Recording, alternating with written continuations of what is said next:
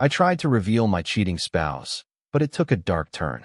Before we begin the story, make sure to subscribe to our channel and never miss more incredible stories every day. My spouse smiled at the proof, then called the cops on me. That's the first sentence I hear myself say to the officer while my hands tremble, the projector still warm on the coffee table, and my neighbors pretending not to stare through the blinds. I'm Casey, 30, the dependable one, an IT support lead who keeps other people's lives from locking themselves out. I know audit logs, timestamps, and how many lies can hide in a push notification. I also know this. If I look unhinged tonight, I lose everything. HR at my hospital system doesn't forgive domestic disturbances, and our lease is in both names. I thought I'd expose Alex and come out with my dignity. Instead, I'm the one on a chair explaining why the screenshot folder has our bank statements and 2 rideshare receipts to a motel off I-75. We just had an argument, Alex tells the officer, voice smooth. They're obsessive. I feel my cheeks heat as Alex points to my external drive. The officer nods like this is a custody dispute over a terabyte. I try to rewind. The coworker's perfume I didn't recognize, the unaccounted dinners, the charged smile Alex gave me when I said we needed to talk. Do you have proof of a crime? The officer asks. Just proof, I say, suddenly aware of how the word shrinks in a room like this. Alex presses a hand to their chest like a martyr at a parade. I'm scared, they whisper, and I can see the report already writing me as the problem. I steady my breath, because the worst hasn't happened yet. The worst is still on Alex's phone. I swallow as Alex lifts their screen and shows a restraining draft. Tonight gets worse. Before this, there were hairline cracks I called quirks.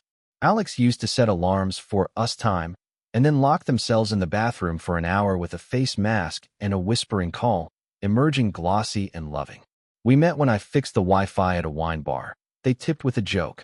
Marry me, tech hero. I fell for the attention like a plant chasing light. The first time Alex mocked my job, it was at a rooftop birthday. Casey keeps the printers from rebelling, they said, and everyone laughed. I smiled because I knew it was a small life, chosen for sanity. Then came the newer wounds. A Friday night where Alex forgot our date and said, work swallowed me. Even though they arrived with a new cologne and an apology bouquet I couldn't afford on my best month. The petals were so red they felt sarcastic. When we argued, Alex would pivot with sweetness. You're overthinking, they'd say, forehead to mine. Don't turn us into a spreadsheet. Priya warned me once in a low voice. Love bombing and contempt can wear the same perfume. I didn't want to categorize my marriage like a ticketing system, but I started writing things down in my notes anyway. A white SUV idling at the corner one night. A rideshare charge at 11:43 p.m. to an address I didn't know. Alex's phone lighting up at 2 a.m. with calendar, recurring event. When I asked what it was, Alex smiled. Stretching. I said, at 2 a.m. They said, don't be prudish. I laughed then, pretending to be easygoing, pretending I wasn't counting the lies by their shadows on our walls. The night I stopped pretending, Alex whispered, you're not cut out for the truth.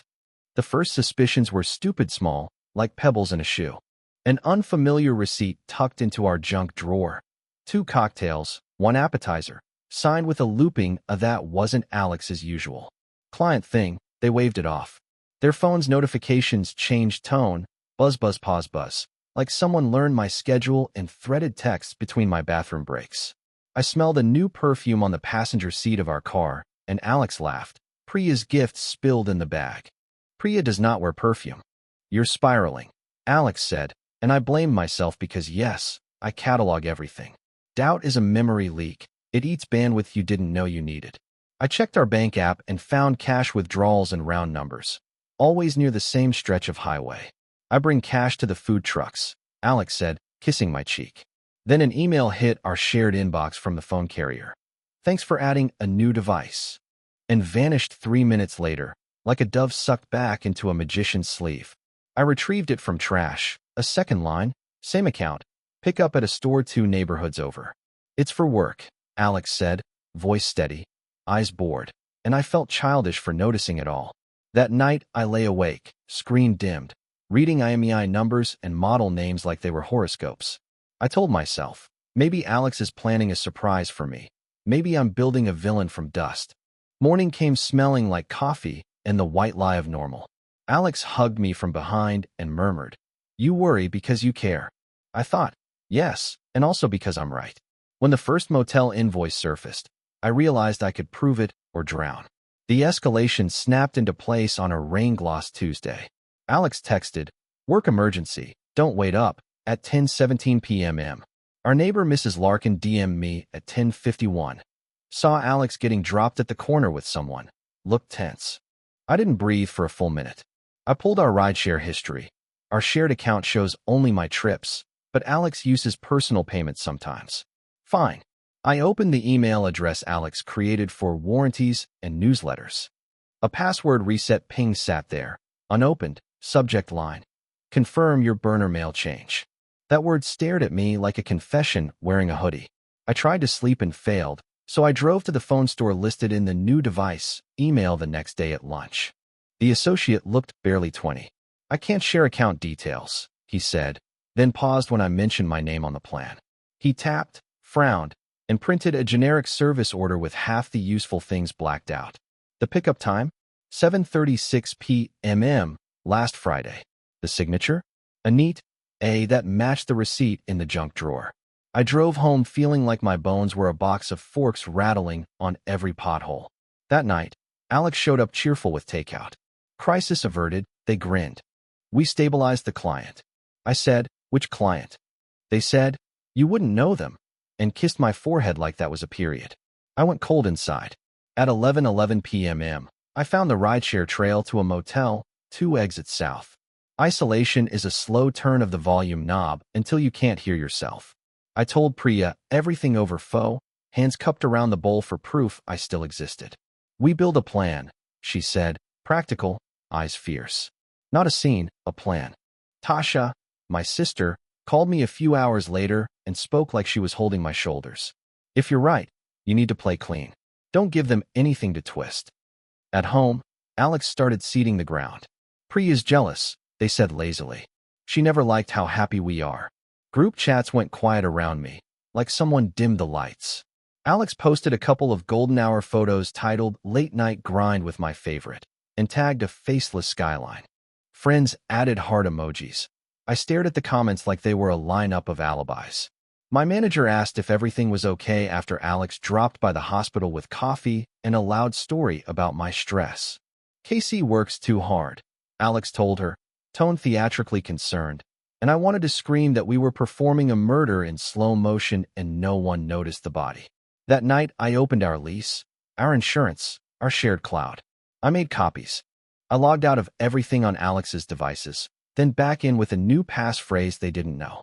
The cloud showed a backup completed at 2:03 a.m. the night before. My stomach fell. I unpaired their watch and saw the calendar entry I had never seen. Urgent. At 2:17 a.m., Alex whispered, "You're making enemies you can't see, babe." The decision to investigate came disguised as a data breach alert from a password manager we barely used. New login from an unfamiliar device. It said, at 3:14 a.m., location, a strip of road clotted with motels and cash-only diners. I took that as permission from the universe. If a system can alert, so can I. I set up a spare phone with a clean account. I enabled email forwarding from the burner address I'd rescued before Alex changed the password. I placed an AirTag in the lining of Alex's gym bag, then immediately felt reckless. I removed it and instead photographed the bag's scuff marks because paranoia is still evidence when you write it down. In the afternoon, I called a PI named Miles that Priya knew through a coworker's divorce. He spoke like a metronome.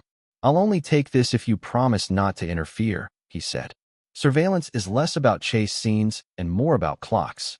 We met at a coffee shop with a leaky roof. He wrote the retainer on a paper receipt, so forgettable it felt sinister. "I'll attempt to confirm or refute within 7 days," he said, like Google Calendar had the answer. I asked him plainly, "If it's bad?" He said, "If it's bad, we'll think in terms of preservation and exit." Alex texted me a kiss emoji during the meeting and asked if I wanted dinner with their team on Friday. I said yes immediately. Saying yes is how I keep breathing. That evening, a phone store notification slipped into the forwarded inbox. Voicemail transcription available. The transcript repeated my name and a motel room number twice, slowly. Breadcrumbs became a trail the moment Miles sent his first update, a text with 3 words, "Your hunch holds." He attached time-stamped photos. Alex entering the motel at 8:12 p.m. with a person in a hooded jacket. Alex leaving at 10:03, laughing, hair damp. Pattern suggests twice weekly, he wrote, and I stared at the screen until the room tilted.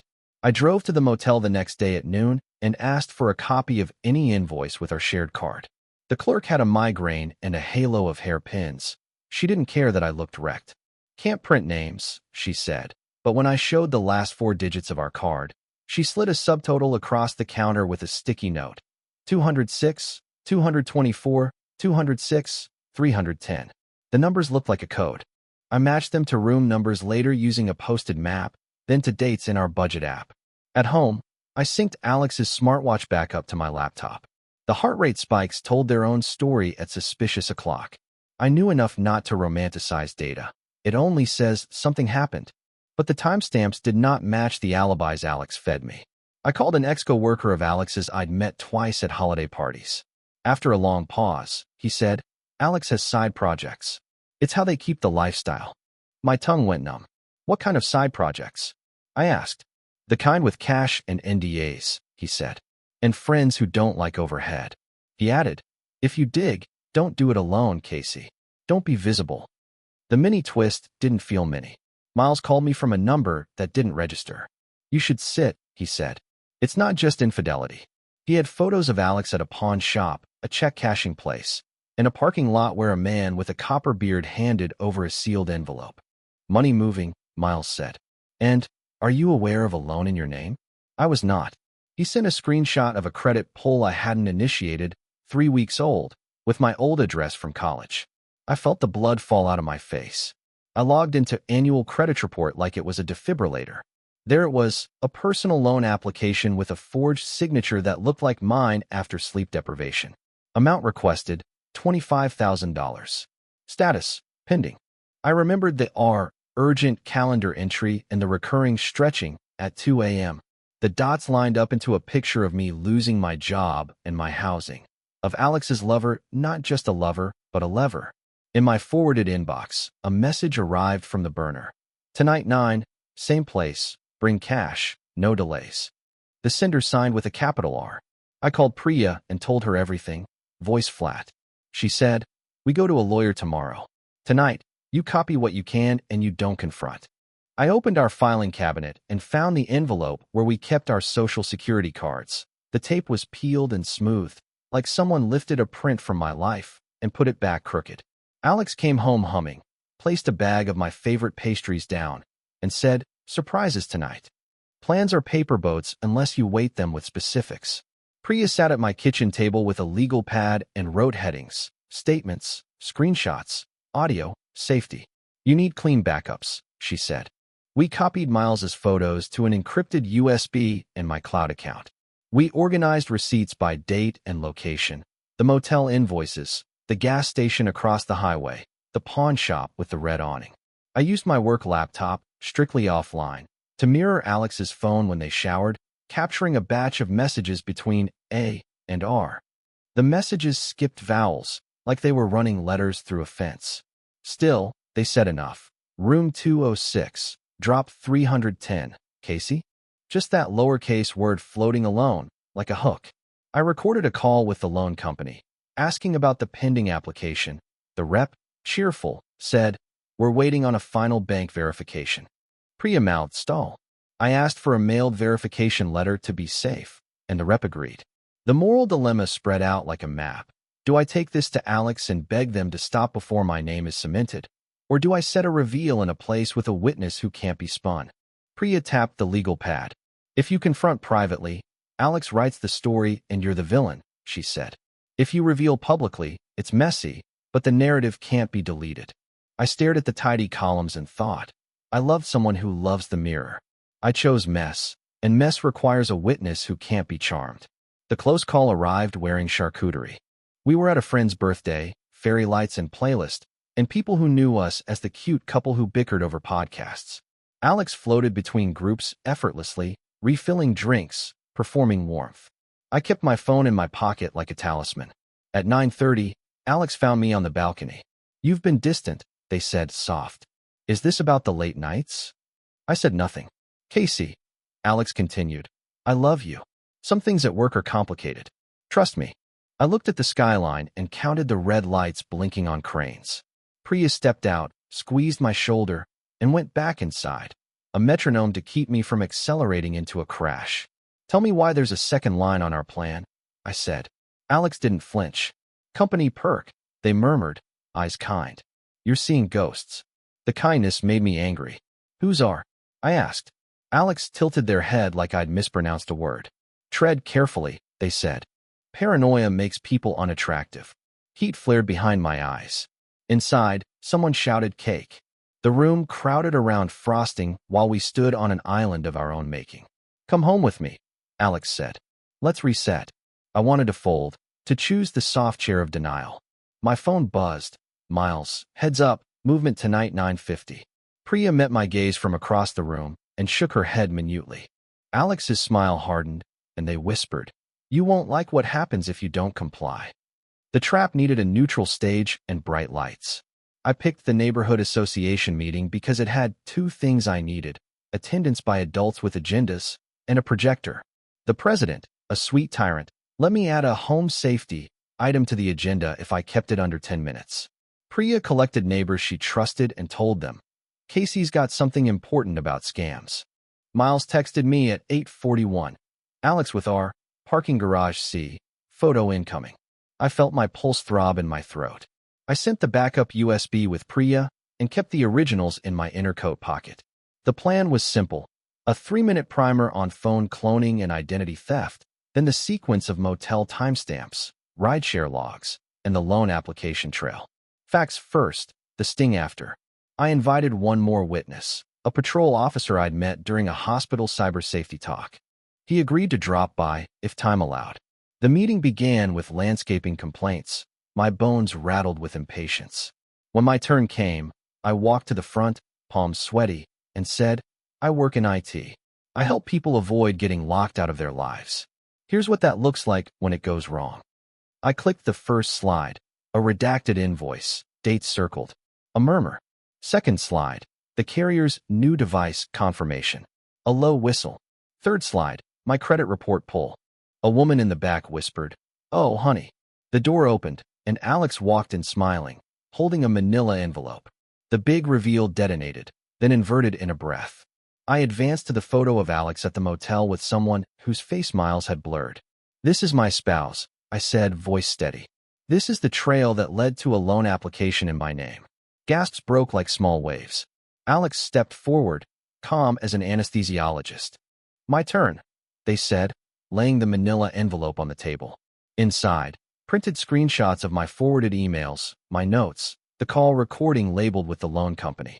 "Casey has been cyber-stalking me," Alex announced, eyes shining with rehearsed hurt. "Here are their secret accounts. Here's them impersonating me."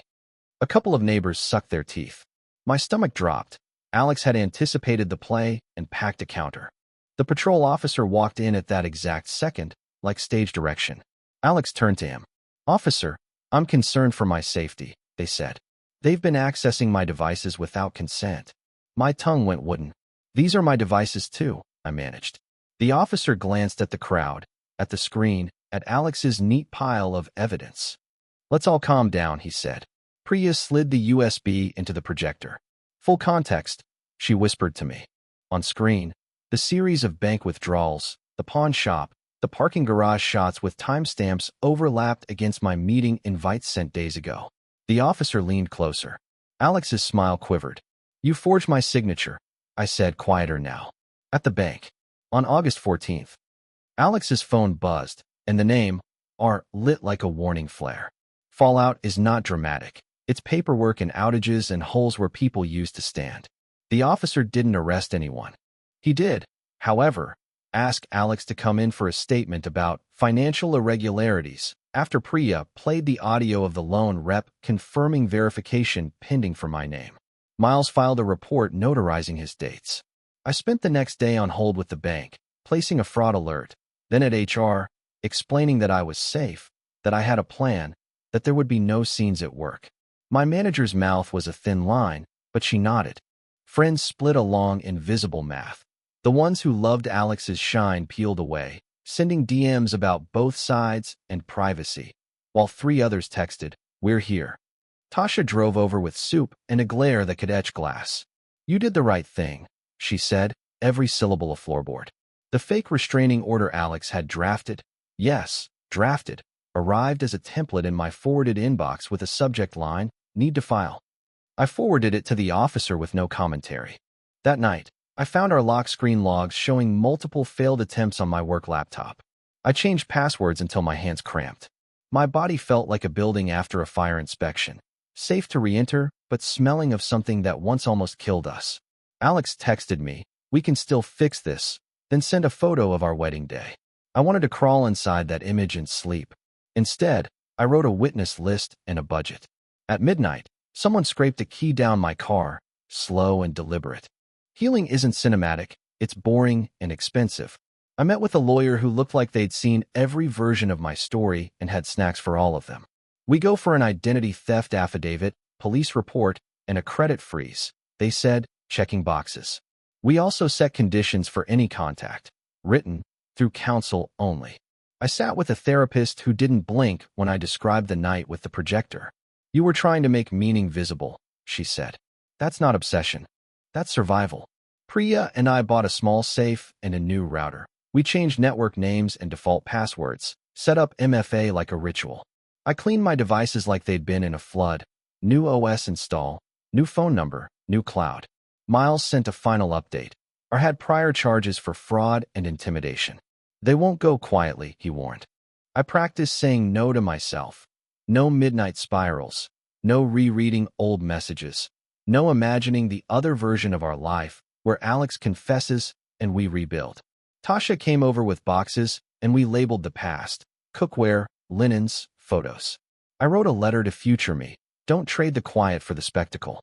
When Alex emailed, offering to negotiate if I withdrew my fraud alerts, my lawyer replied with a single sentence about conditions and consequences. The email thread went cold suddenly, like a fever broke. A week later, the loan company confirmed denial, and Alex's mask finally cracked. Reflection arrives in ordinary light. I make coffee in my own kitchen, our lease now amended, my name alone. The car has a scratch like a comet down its side. It's ugly and honest, and it's mine. I walk to work with a packed lunch and a spine that isn't bargaining with itself. People ask what I learned, and I say that love without accountability breeds stories where you're always apologizing for wanting the truth. I learned to keep receipts, not to weaponize them, but to remember myself when someone says I'm fog. I learned the difference between safety and silence. Priya and I sit on the stoop most evenings. We watch the neighborhood kids draw chalk cities that wash away and return the next day, more elaborate, calmer. I send a list to Tasha. Locks changed, accounts frozen, therapy booked, support network mapped. For anyone listening who needs it, here's my practical takeaway. Document timelines, talk to a lawyer, never confront alone, and keep your exits funded and memorized. Also this, if someone makes you feel crazy for counting the facts, count out loud until their noise loses its spell. The night I tried to reveal a cheater, I almost lost the shape of my life. The dark turn showed me where the edges are and how to hold them.